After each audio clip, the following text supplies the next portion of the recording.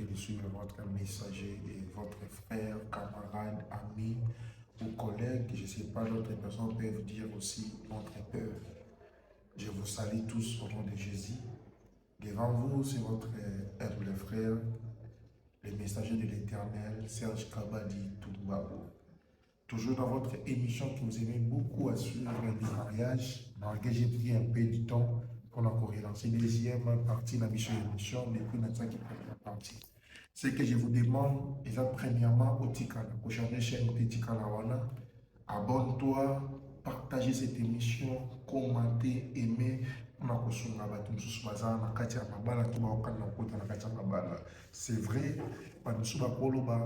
ngana kobala te ngana ozongisa boye mais moto nyonso sur cette terre pense na liboso ezalaka libala ekoya mpe pense ozotokoya mpe mibale to ya suka mais du moins libala nde ezorenir biso soki obali lelo te loboko kobala soki obali te mwana koki obala soki mwana abali te koko na koki obala cela veut dire tikala oyoka ngai parce que nakina lobela émission na biso oyo tolingaka mingi lui mariage mais na teme moko ya mokusi. Nana yoka 30 minutes, mais 30 minutes pour nous changer vie, 30 minutes pour nous belle d'ailleurs, na katia réussite, 30 minutes pour nous belle na katia concentration, 30 minutes pour belle d'ailleurs, na n'engeni esengelo gérer couple topé libala d'ailleurs. Na ngina lobela tellement comme qui na tomba le lopo ezali la gestion du couple. La gestion du conflit dans un couple. Cela veut dire gestion il y a un conflit dans katia couple. Et ça, le couple, mon côté, n'a pas qu'il est au vivant, pas ça, un conflit, ils ont raté, ils sont raté. Il arrive des fois, je demande même à ma mère, pourquoi la tiré le monde parce que soit naté, beaucoup naté. Abina parce que dans la gestion, topé na tanga gestion, ba conflit, na kati na raison pour laquelle, to soit na papa na binoté, to bunda na yete, na géra ya mo. Ba conflit on l'a lobela awa, et ça moko ya ba élément ko boti ba séparation ebele. Et ça moko ya élément ko ememi bato ebele na kati ya bulu yeke na kati ya kobeba. Et nous avons moko ya ba biloko ememi bato na kati ya ba complication na ba bolingo ba ko ngolo ba ke liba les ambientés, liba les amabe, les hommes sont méchants. Il y a des problèmes na biso. Kasi na kati ya gestion ya ba conflit ndenge ni ya ko gérer terme oyo etini biso soki toluka verset biblique totanga po tocomprendre nini tolobelaka po etali gestion du conflit dans un couple. Tozotanga Galates chapitre 6 le verset 1er. Eza na wana nde tokososola nini onkola linga lobela biso na gestion du conflit dans un couple. Parce que soki moto atani malamu te, à maîtriser pe malamu te, c'est difficile à gérer couple ni malamu. C'est difficile à maîtriser libala ni malamu. Biloko eza biloko oyo il y a un problème afin que ton problème est quoi, tu es mané pour vous. Galates chapitre 6, le verset 1er. Bible dit frère, si un homme vient à être si pris en quelque faute, vous qui êtes spirituels, redressez-les avec un esprit de douceur. Prends garde à toi-même, de peur que tu ne sois aussi tenté. Na lingala balobi boye ndeko soki ndeko na yo ya mobali to ya mwasi akutani na kati ya mbeba moko songolo bakala yo oza na molimo na nzambe yo oza mokristu yo obondelaka redresse to be bongisa ye na motema ya kimia ozobongisa na kobanga yo pokweya na kati ya mbeba oyo na lingi nazonga na kati ya mama likambo mpona kolobela sikoyo naloba sikoyo na autobengi gestion ya ba conflit mobala koza la pe muta ba conflit mais moi si à comprendre n'est pas le lobby redresser ton homme avec un cœur calme avec un cœur humble de même que mobala pe moi si na koza la muta ba conflit mais redresser là avec un cœur calme humble de peur que au moins il y a un conflit il y a un libala parce que ma conflit où il y a même ma loi et quand il y a mon camp il y a ma trouble beaucoup de gens ont souffert dans le camp. Je donne l'exemple, je ne dis pas que j'encourage, je suis juste dans l'introduction. Tu as circuit ton nom dans le cas où il y a une déception, pas à jouer moi. malgré ça moko nga na ngako employé parce que déception ça égale je la moninga mobali mosusu to pe mwasi mosusu te mais moi ça kuti mobali na mwasi mosusu abi mbashi mobali o décevoir ngai Olé Aluka a traité d'une manière propre afin qu'à garder les balles mais il a traité d'une manière chaude où il s'allait qu'il a risqué même les balles pour faire. Ma soeur, les balles yo au monde même là où je te dis bien, je te dis des choses vraies.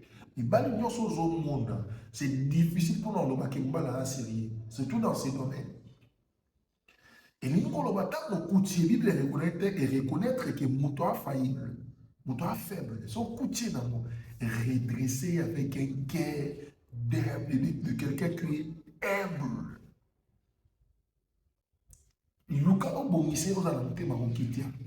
Parce que quand on dit qu'on a un couple, on va dire, bon, surtout quand on raisonner, on va résoudre. Non, on va gagner. Dans le couple, si on a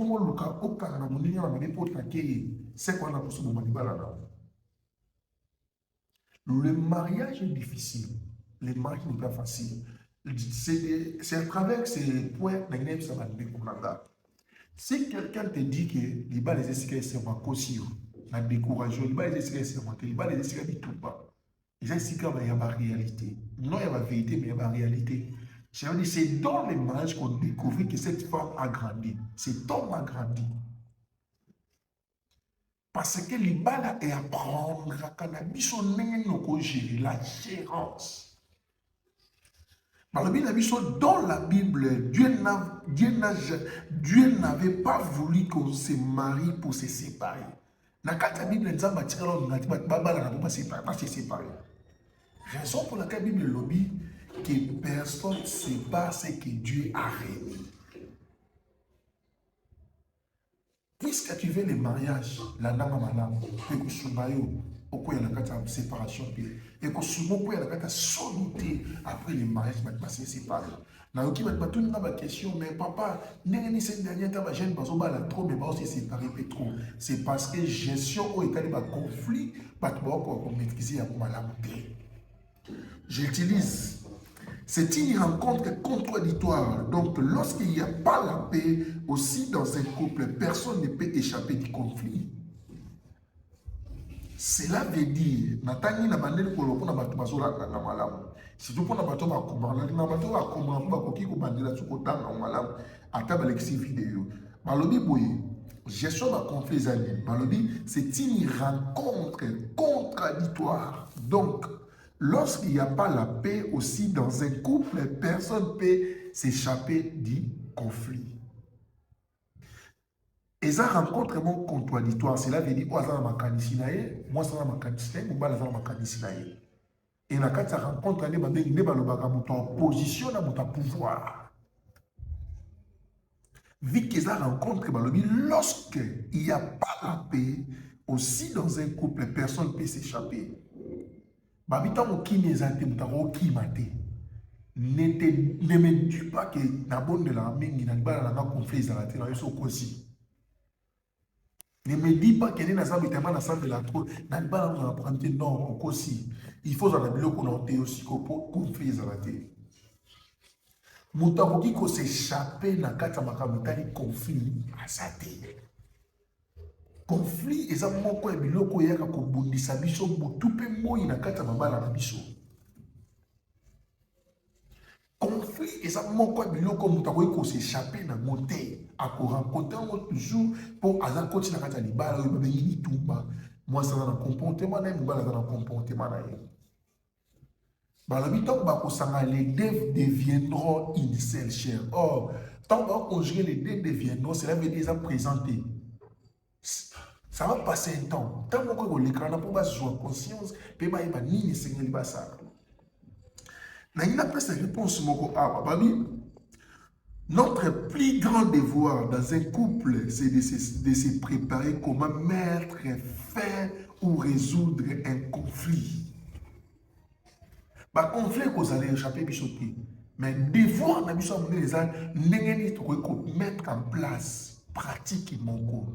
oyo kosunga na biso ntango conflit koya totia suka na mo to toresoudre yango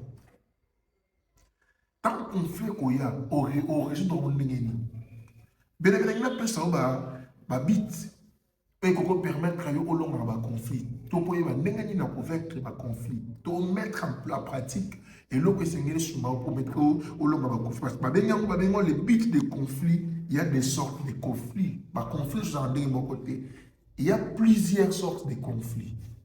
Il y a des conflits où ils ont la source. Premier élément de conflit, c'est le conflit spirituel. Dans les conflits spirituels, il y a ce qu'on appelle l'envoûtement. Dans le cas de l'envoûtement, conflit spirituel. Il y a envoûtement. Oko remarqué mon bal azaki bien. Mais to comme il a reçu seulement l'envoûtement peut-être de ta famille, peut-être de toi-même, peut-être de son entourage, peut-être de sa famille. Né et envoûté à sous oyo yebakité. C'est dans les mariages qu'on vit ça. Surtout au moins on comprend que des grandes parties de conflit, des grandes sources de conflit, ils sont spirituels et physiques. À ce qui concerne la spiritualité, on ne peut pas s'échapper à ça. Dans les physiques, on peut fuir, mais dans la spiritualité, on ne peut pas fuir. Les conflits viendront toujours parce que l'envoûtement est là. Mais quand on vote l'homme au bal, maman, on vote l'homme au bal, on peut être différent. Vous te l'avez moi si moi ça comme le coco moi ça va monter non ils ont envoûtement maman ma conflit sur généralement caractère dans physique il y a des conflits qu'on les gère dans la prière il y a des conflits qu'on les gère par la parole de Dieu il y a des conflits qu'on peut gérer dans les silences mais en entrant dans la prière. Deuxième élément il y a ma source qu'on est dans le conflit dans le couple. C'est le physique. Parce que, pendant le physique, il faut aussi savoir que le but des conflits dans un couple, c'est pour qu'on se connaisse. On se connaît, si je peux employer un mot, et qu'on soit dans la mission. But, il y a un conflit, sur la poto yibana. So, il conflit les athées, au tir, il y a moi si noté. So, conflit les athées, au tir, il y a moi noté. Et c'est un conflit, ça, pour tout c'est qu'il va conflit là pour tout comprendre, tout se comprendre malam. Et dans ces moments-là, on peut dire tout cas la compagnie moi c'est dans le baraboui à se comporter mbali na ngaza raboui et ça n'a pas conflit. Et tant que conflit zoya ni est provoqué par conflit wana ni ne me par conflit wana. Et ça, c'est un élément. Donc, il est un peu rapide parce que, et dans la maman, moi, c'est un peu parce que l'obéla sur ma cambo, peut sur la mission. Né au monde, afin de l'obéla. Je dis, pastage, mais la télémina l'obéla, quand ma cambo, pour la sur ma maman, moko, la sur ma couple, moko, avant, pendant, même après les mariages, oui, il va en gérer couple d'ailleurs. Première source des origines, ils ont même un mission dans le cadre de conflit. Un, manque de communication. D'ailleurs, ce qu'on dit conflit, il y a un source qui manque de conflit, ça peut manquer de communication. Vous remarquez, moi, c'est un bal sur la mouké, ma camétali boli mon abango, mais sur la belle ma camétali bo. Or, l'argent est se soumettre à la bolingo. Non, l'argent est se mettre à la bolingo. Moi, c'est un bal sur la mouké quand il y a un problème. Gare à toi, gare à vous, si je peux vous, vous voyez, Binoata. Il y a une question, moi, c'est un femme de silence. Faites attention. Communication est facile. Tarabiso, tout le monde a un conflit. Apprends-toi sur les cambouisali au solo. Sinon, maman, yaya, ne quoi moubali. Ce qui moi, c'est que le moubali est que le fando yokaye. Surtout, on a la maîtrise, moi, et l'eau comme on a l'obaka. Moi, ça, les gens, à prêter attention. Pesa moi sur attention. Yokaye. Alobani. Ala posani mbano linga lobani kozalaka on a tabandolo beaucoup monde baloba mingi mais écoute là il y a des points essentiels que osumbayo pour vaincre ma conflit là parce que tant que sur la terre ne va confier au bout mingi. Deuxième élément, c'est les promesses non réalisées. Deuxième élément, ils allaient promesse où ils ont réalisé. Tu es là, tu es un homme, tu es toujours là pour promettre, mais au réaliser à côté. Et bien, dans un conflit, bon, tu as un conflit. On remarque petit conflit, petit simili dans la carte de la discussion. L'aime souper comme besoin de mais moi, ça comme indifférente. Mon bal a comme indifférent. Pour Anini. Parce que Olaka qui est pour compléter. Apprends-toi de promettre et de réaliser. Et que sunga bino bolonga ba conflit. Au cours de la moi, si nous avons un biscuit et que ça l'a monté, il n'y a pas qui dérange moralement. Et qu'on dérange, même pas la quelqu'un qui a à cause ça, on a un problème, mais comment tu as conflit? Faites attention à ça. Troisième élément, c'est les mensonges. Ni un homme, ni une femme a accepté, de supporter le coup. Papa, apprends-toi de dire la vérité à ta femme. Ma sœur, apprends-toi de dire la vérité à ton homme. Pour ça, pour découvrir la vérité. Et ça, on a une décision. Vérité, on t'a dit avant la vérité, on t'a dit après le temps. Et qu'on a tel ligne, on t'a réagi. On t'a dit avant cause d'une solution. Mais on t'a dit la retard. Et ça commande à un niveau de décision. Et à ce niveau de solution, on a un niveau de décision. Moi, ça ne va pas constater. Surtout, moi, je suis une bonne femme, elle ne va pas constater. Dis la vérité à ta femme, elle va t'aider. Même si ça a une insuffisance, oui, à cause de ça, mais ta femme est importante pour la toli. Il y a une vérité.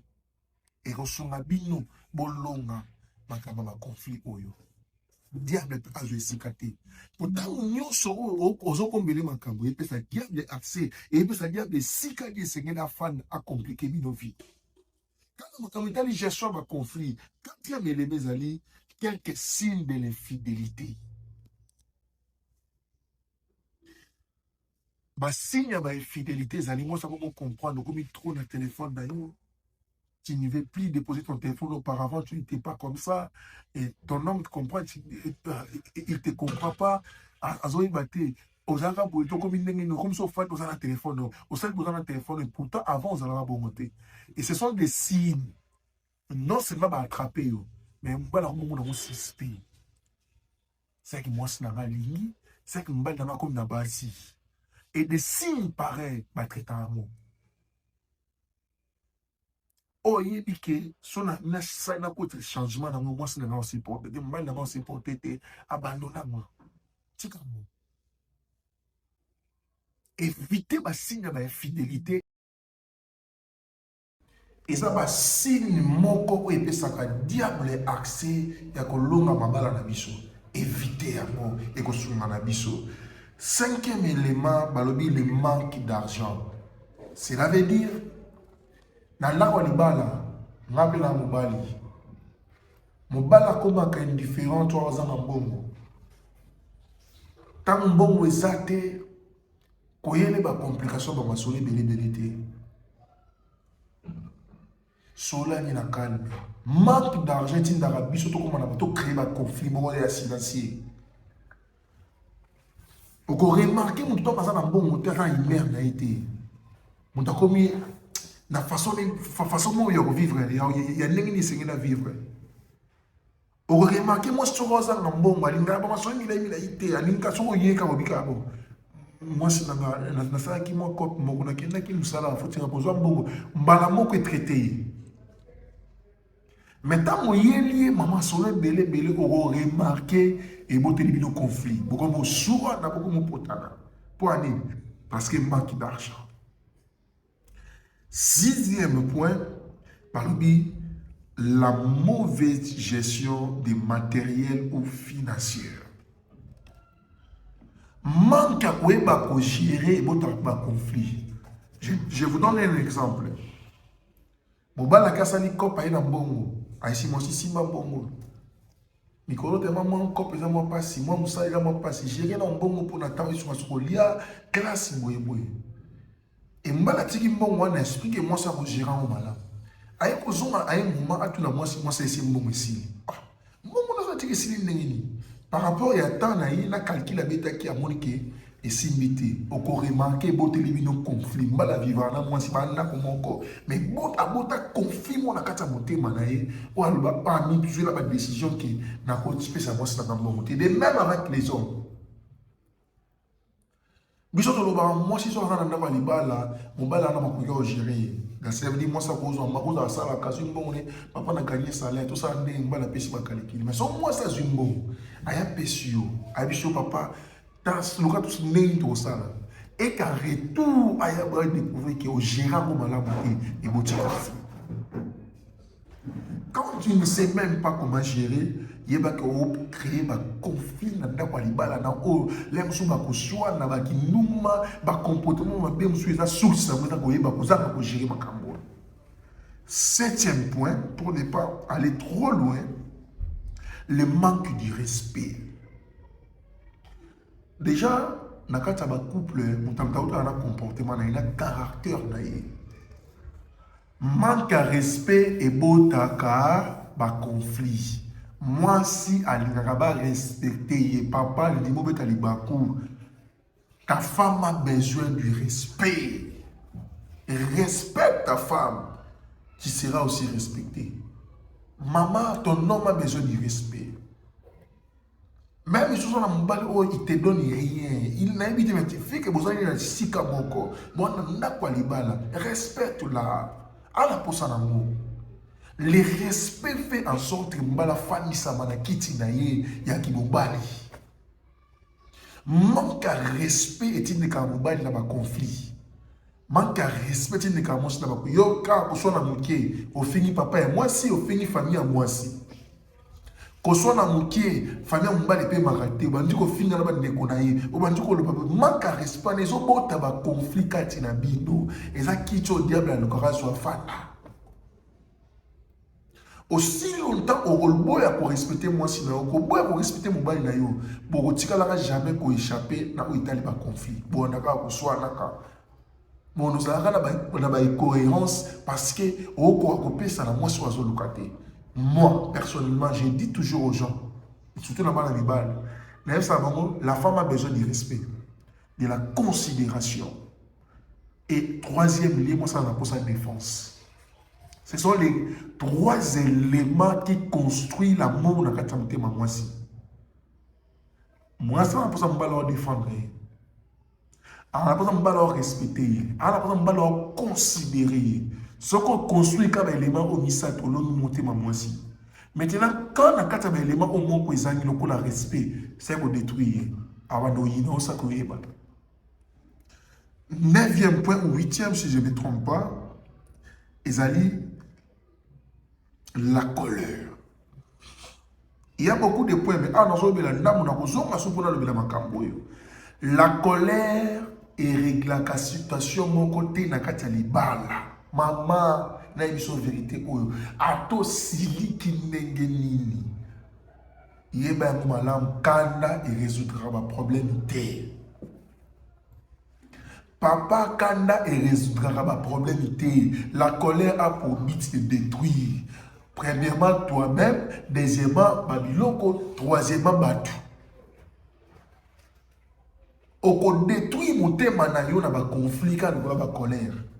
Parce que colère est une décision. On va décision sur la carte kanda, il y a pas décision mabi. Contrôler ma colère là pour ne pas créer un conflit. Tant aussi les carolo bani. Exemple sur sera silika ko ko panzana biloko mndako ka pona kanda et à la fin il y a la canada kwa libala. Parce que ni nous tiki na kata bali na yo. Ni nous tiki na kata mutema mwasi na yo. Est-ce que au régler situation to kotiska na kata il y a un problème. Papa, maman, évitez la colère. Mutatin la ramubala ke li nazarate. Bagoti no pe menaji na yesho na mutatin la mubala ke li ngato ke no boya zate. Yondo lingaki c'est qui fanda. Muninga sani mabe benaye. Silika il y a baton na so bila ko comme tina niveau ngani na benga on habite que ça moko on a utilisé mais juste na benga mo colère ou comme colère moko excessive ya koleka ba nous ça na salika grimace mo sabanga Dans ce cas, moi, je ne comprends pas qui passe. Mais là, ma colère, mon côté excessif, et qu'on détruit, puis à la fin, et créer des conflits. Il faut éviter cela. Et 9e point ou 10e point, les rappels des blessures du passé. Yo so boswani ka na mwasi ba do rappeler ko to salaka nga omoni yo ko na période boye tele yo ko salaka boswani na mobali yo no rappeler ko za mobali mabe oyebite ba rappel ba blessure passé et botaka ba conflit. Papa maman évitez ko rappeler moninga makambo sa sengela pardon. Évitez ko rappeler moninga makambo esi ya boya. Évitez ko rappeler moninga makambo yesa telemela na vie na lobité on en sala mo société évitez. Éviter un mot pour la koboya, beaucoup y a dans kati, il y a destruction autour de séparation. Ce qui me dit que personne ne sépare ce que Dieu a réuni, cela veut dire ce qui y a peu quoi moi si, on sépare on nous a maloba qui pour notre comportement, pour notre marche na yo, on appelle tout. Pour derrière la destruction de la Bible, il y a ce qu'on appelle la malédiction. Et tant que malédiction yaka, na kati ya gestion na zo lebela tant so gérant malamu te, okolukaka eloko bon abengi yango séparation. Na kabwana ye, na monya so nyokola nga, na monya so sala nga non, yondo yebi ko gérer ba conflit malamu te. Ba gérer ba conflit tant on comprend les éléments na zo utiliser. On a bien tant on nyo sauter, j'ai dit c'est même pour na suka bande comme souye na kozonga la prochaine émission pour na koluka ko fan sa biso suna matita mobeso na tela mama likambo oyo. Mais na namo na zo loba awa na ngai bisa mama moko. Ba biloko nyonso na cité a 10, eza biloko c'est que éviter. Mais na kati ya biloko nyonso élément ya monene koleka ba élément nyonso eza communication. Lorsque communication est fort dans le couple, les balles sont stables. Lorsque communication, ils ont bien, on remarque le diable dans la place. Dans la Bible, il y a un tongo pour la Tingomba, dans Matthieu chapitre 12, les versets 42 à 43, là où on a commis à 44. Na quotidien na olo babwe akendo luka milimo eleki na makasi ko bazonga na ndako na ye c'est de là na banot na banela mota sifa kotanga ngo donc diable pe na pas na mona ka nzoto na biso sika ni ofanda pendant que j'ai retourné dans ma maison c'est les akina na ye yaya libala et bondisa ma pas diable le diable n'a jamais voulu que les gens soient dans la paix. Raison pour laquelle la menace rabatou, raison pour laquelle la trouble rabatou. Et la seule moyen que le diable utilise, c'est le conflit. Tant qu'ils ont utilisé le conflit, ça peut le carré le robot. Séparé pour bien régner. Mon bala sola, ça mon bala yo karamakabo, il contre moi sinaye. Moi ça m'a longa pas moi sola yo karamakabo, il pour la mobile na yo. Bato bazo ko peso sa mobile na yo. Yo ndimi ki ne ça va séparer ne bozala. Parce que moi, si nous disons que c'est pénalité, vous allez là. Il y a des facilités, papa. Il y a des facilités, maman. Il y a des supporter mon ninga. Tant que vous supporter mon ninga, vous allez peine à ma coquille. Il y a un long affaire qui est au coyote. Mon ninga, tant que dans Galates chapitre 6, le verset 1er, il y a un biseau. Si vous écoutez mon ninga dans ma baie, il y a un ninga au traité ma baie. De père.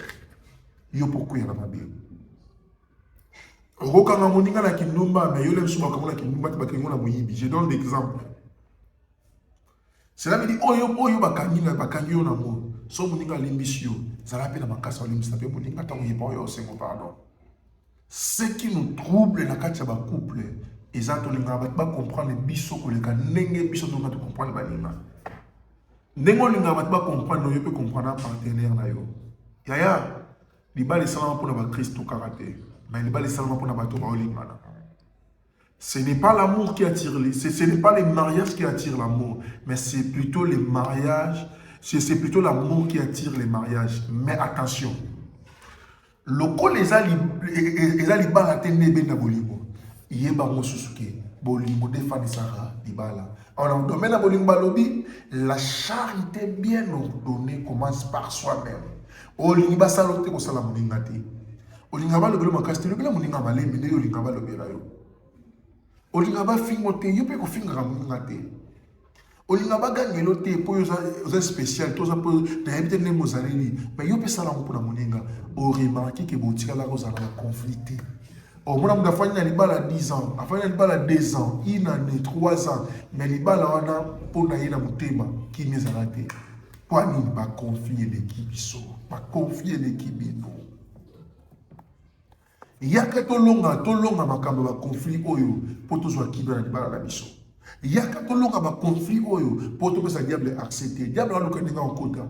Bible lobi il rôle tout autour, il cherche qui va dévorer.